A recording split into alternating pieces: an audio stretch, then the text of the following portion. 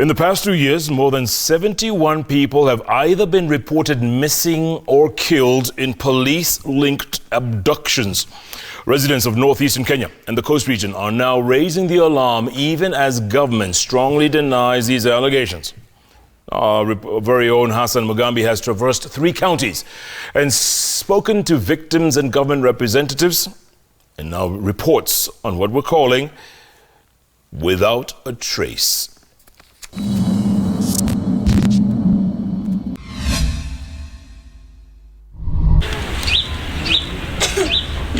The narrow paths of Bangladesh in the outskirts of Mombasa town leads us to Alexander Onyango. He has not seen or heard from his 21-year-old son, Raphael Oyimbo, since early February 2018. Ametafutwa kila mahali, anatafutwa kila mahali. Oyimbo is suspected to have been picked up during a police operation on gang members. Mtoto aliondoka hapa, anaenda shule, anaenda kazini, na hakurudi mpaka leo. Nimepiga ripoti kwa polisi, hakuna mtu yote ananifuatilia, hakuna mtu yote anakuja kwangu, hakuna. Mimi mwenyewe ndio nafanya huku na huku, nikitafuta huku. Mimi nimepiga ripoti Changamwe police station, nikapata mwenye alikuwa anahusika na hii kesi yangu, anaitwa Madam Mwangane, Madam Mwangemi. Madam Mwangemi kila hata nikimpigia simu hakuna chochote ananiambia. His father surprised that Oyimbo was arrested in the operation, yet he had just relocated to Mombasa.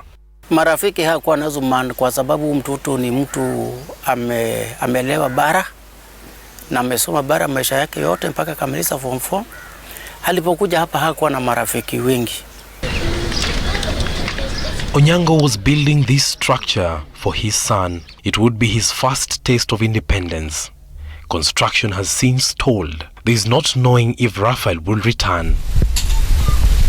His mother, too frail to talk about her firstborn's painful disappearance. Local civil society organizations in the coast region have documented at least 71 cases of strange disappearances and unexplained murders in the past year. All these have one thing in common. The victims were last seen as they were arrested by security officers. From the Isles of Bangladesh to here in Otange, Mombasa County, we seek to find out from families whose kins have either disappeared or mysteriously died. And the blame is on the police. 7th September 2018 is a day that will stick in the minds of villagers of Otange, some 16 kilometers away from Mombasa town.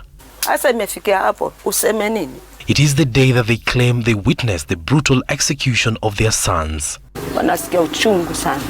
Sadaka Kitsao narrates what she saw in the 5 p.m. incident that took place as she was headed to the market. Kuna nini mwanao basi pale watoto 3 wamelazwa chini wameshikwa na askari, lakini wamekewa sako lita watu hawafiki pale. Hata mmoja ni mwanao. Utapata akili kweli? Nikifika karibu na pale ninaoteshwa lile bunduki sasa. Mama hapo ulipofikia na urudi. Usiharibu kazi yetu. Wewe urudi hapo. What these assailants were blocking her from turned out to be the shooting of her 20-year-old son Juma Kitsao. Wapiga simu sitwa waona hivi. Gari yaja ilikuja na hii njia paka pale. Kujapakia wale vijana. Wakainuliwa wakitiwa. Tuangalia hivi hatujaondoka. Not too far away, Chinyavu Ngao breaks down at every memory of her son.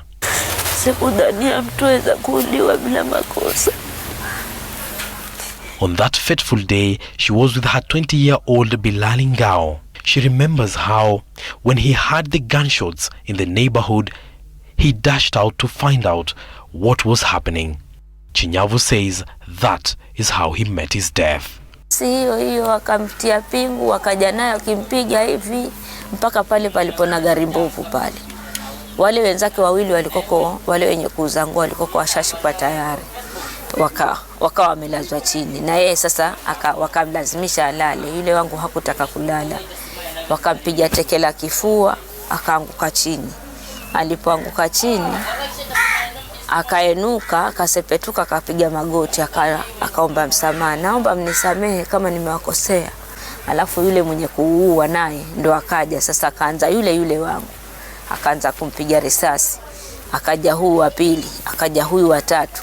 The teary mother of 3 believes that police were behind the killings, that Bilali had been cuffed before being forced on the ground. The case is under investigations by the Independent Policing Oversight Authority, IPOA.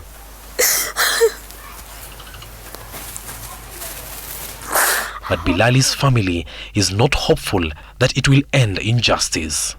Nikisema nilipwe nini? Nitaweza kulipwa mtoto wangu? Yani nafikiria mwanangu amenitoka tu hivi. Yani dakika kidogo.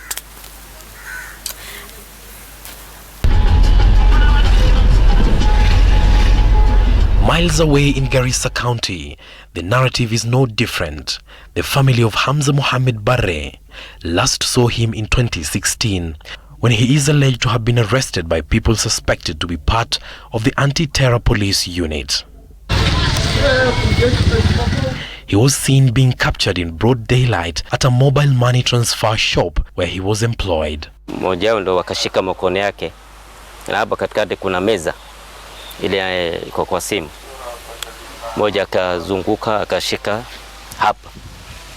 Wamesema sisi ni polisi, tunahitaji wewe, tunataka kutupeleke polisi.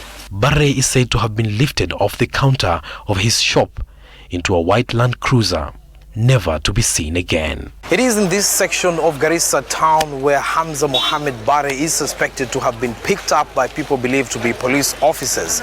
And 3 years down the line, the jury is still out on his whereabouts. His family says last year, people claiming to be anti-terror security agents began an extortion plot. Wamesema lete 3 million. Na wamesema mimi sina hiyo 3 million sahihi. Wamesema haya lete. Mpaka tukasikizana, wamesema 1 million. After lete hiyo 2 million, tunakuachia kijana yako. Kwanza mama amesema wacha kwanza niongee na kijana wangu. Talipa ile kitu mnataka. Kapewa simu mama akapige. Near the Kenya-Somalia border, Mohammed Abdullahi Hassan was allegedly picked up and disappeared for 10 days before resurfacing. They brought him back and they apologized straight and they said they were wrong. Again, they came back and picked him. So we don't know what is going on here. His family alleges that business rivals used law enforcers to disappear their kin. They target the person when he is alone or maybe with kids, so that, later on you don't get, someone as a witness. Senior government officials in both these regions deny police involvement as claimed by the residents.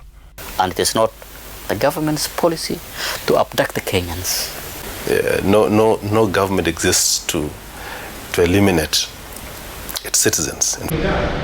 Coast Regional Coordinator John Elungata and his northeastern counterpart Mohammed Birik say these claims, though rife, have not been reported through official channels. We would expect somebody to report a disappearance immediately it happens.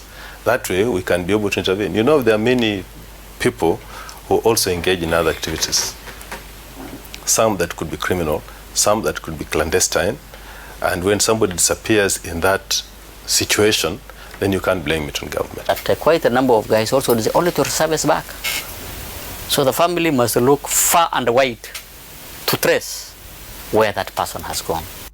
Reports of police-linked disappearances have been on the rise, especially in coast and northeastern counties.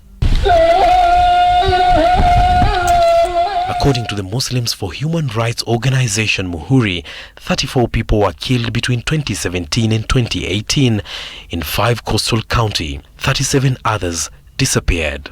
Somebody is arrested, people see, and then he's been executed. And the government doesn't do anything. The police doesn't do anything. Even as the government refutes these claims, families are left stranded with a never-ending wait for their loved ones to come back home. Ni wengi sana wanadhulumika, lakini kila mtu ulilia kitu chake. Tabaki hivi tukiuliwa hivi. Hassan Mugambi, Citizen TV.